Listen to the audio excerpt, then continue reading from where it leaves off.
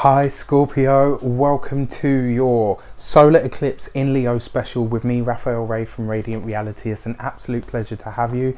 Thank you so much for joining me. Thank you so much for being here. So before we start, if you haven't already, please don't forget to like, share and subscribe to the channel. It would be my absolute pleasure to have more of you on board. Also, I'm nearing 24,000 subbies, so I'm really excited about that. Also, if you would like to book a personal tarot reading with me, you can do so on the email address below. Now, with the sales pitch and all the rest of it done, let's delve into your solar eclipse in Leo special. So, first things first, solar eclipse. The solar eclipse is happening in Leo. Now, the sun itself is the ruler of Leo, so it's come home.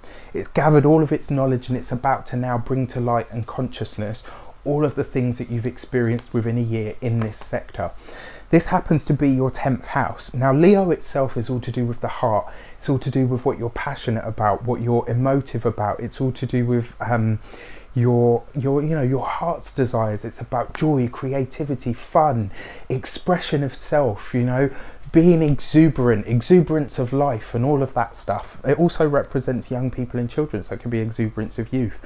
It can even see you tapping into that sort of energy in your own personal field. Now, the eclipse itself is an initiatory energy. It brings something into your life. The eclipse is like a toolbox or a gift that the universe gives you that unpacks itself over 3 to sort of 6 months. So, what's welcoming, or what's coming into your life now, especially around the solar eclipse because it accompanies the new moon. New moon is a time of beginnings. It's a time to plant the seeds of the things that you want to sow or grow within your life. Now, with all of that mentioned, you've got the sun solar eclipse happening, but then you've also got Mercury retrograde happening conjunct this event. Now, a Mercury retrograde, Mercury is the planet of communication, but it's also the communication of your thought. It's also the processes of your thought. And I believe that when Mercury goes retrograde, we're focused so much on the area, we're focused so much cerebrally on the area that this is happening in, that's why communication goes awry for everybody, because a lot of their brain power is spent really working on and processing a specific area of their life. Now, Mercury retrograde in Leo is bringing all of that mental sort of communicative and thought process down into the heart, into Leo. Mercury, thought, into Leo, the heart. It's bringing all of that down into here and asking you, what do you feel passionate about? What are your heart's desires? What do you want to inject more joy, fun, optimism into? And this is your 10th house. The 10th house is all about your career.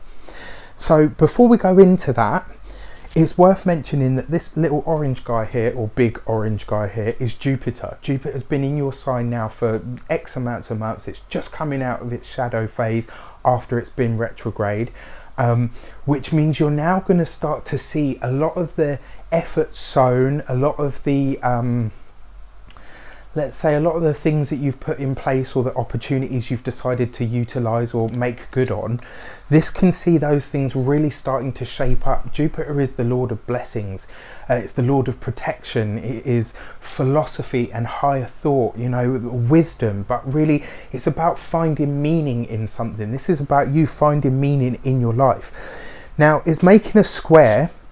And a square energy it's an uncomfortable energy. It puts us in a place of uncomfort, but it makes us, I love squares actually, because it offers you the right challenge that you need by making you uncomfortable enough to make yourself make the changes that you need to in order to have and push on in the ways that you want to. Now, the Jupiter square your 10th house and this conjunction of the eclipse and Mercury can really see you asking not only what are your truest, deepest desires, but what are your deepest motivations? What are the things that you're really striving for? What is it that you want people to know you for? What do you want your public image to be? What do you want? Because in the 10th house, you find your public image, your public persona, how people perceive you. It's your career. It's the height of your career, what you can truly achieve, where you want to go with those things. This can see you asking, what are your deepest desires? What are the the things that you want people to know you for. How deeply joyous and optimistic and creative are you as a person? Very much so as a Scorpio. You're a water sign to start with. Now, Jupiter there is blessing you. It's making you more exuberant, more fun, more gregarious as well even. Now the thing that's worth mentioning here is Jupiter, you know, expands and amplifies everything that it touches, and yours is the sign of secrets. So while you will be blessed in, you know, and effectively forced, you know, for Scorpios, let's be honest, secretive squirrels, in some way, shape or form, you're going to be forced to divulge more of yourself. You're going to be forced to interact with the public more. You're going to be asked and pushed and squared into putting yourself more out there in order for you to be seen. The other thing about Leo as well, it represents theatre, putting yourself on stage, putting yourself out there. So it's really interesting that this falls in your 10th house. This is asking you to move away from that secrecy, move away from that sort of hiding behind things. Get out there, let people see you for the you that you truly are, and more importantly, all of the gifts that you house within you. And there are so many within Scorpios. I always say that the reason you guys are born as the sign that you are is because Scorpios come into the world enlightened. They've done a lot, they've seen a lot, and they've understood a lot of the heavier and the more challenging energies of life. So they come in ready to deal with all of that stuff. The challenge then is for you to get out of all of that and start to be in and of the world a bit more. Now, because you're going to be on stage, you know, fame as a fickle friend and all of that, you know, any secrets that you do have that are, you know, that if I think I've actually put it here, you know, yeah, be on your best, because it could see any nefarious schemes or lies uncovered, and quite publicly so. Remember, the 10th house is, you know, it's how you're perceived in the world, your public persona and your image. Scorpio itself represents secrecy, the hidden, the underneath, the, you know, the depths. If you're doing anything of a dodgy ilk, I would be very careful over the next 3 to 6 months, because it might be uncovered, and not just uncovered with somebody presenting you, you know, saying, oh, well, you've done this or whatever. It could be quite publicly known, you know, this is a square in the 10th house after all. So just keep that in mind and be mindful of it.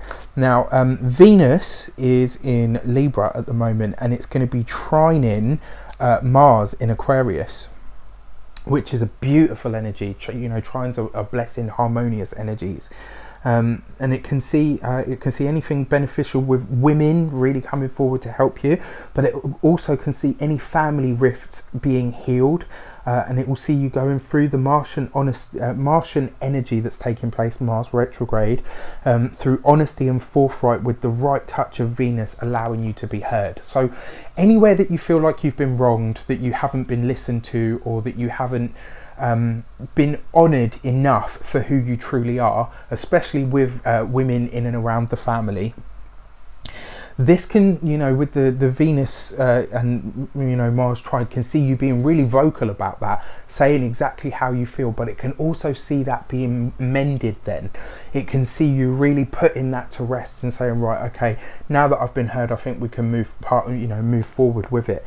And it can see you being heard in the right way that you want to come across.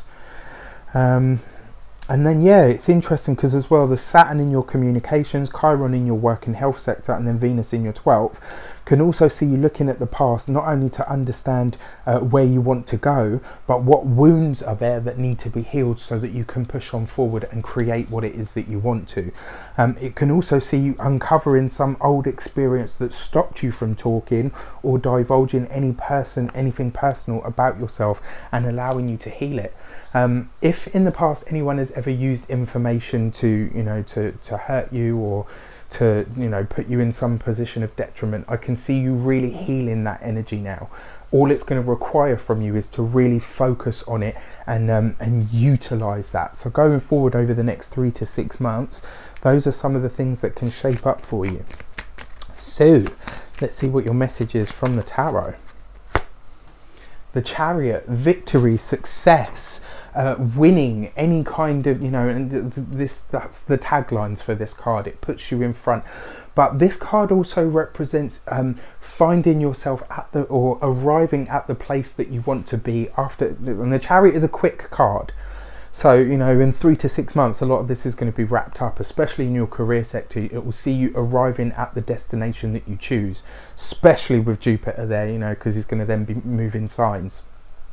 So this, like, sort of run up now, probably till October when he switches signs, it's going to cram in the last of the blessings that he wants to give you.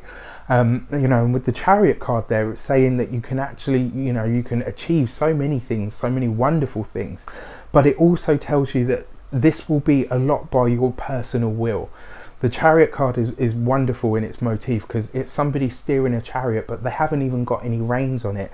And that to me says that you're steering the chariot by sheer force of will. And when you do that, it can see you arrive at the best and brightest for yourself in the right time and space. Scorpio, I wish you an abundance of love, light, peace, prosperity and abundance itself. Have an amazing eclipse. Let me know how this shapes up for you guys in the comments. You know, I love hearing from everybody to see how it shapes up. Take care and I will see you very soon for more videos.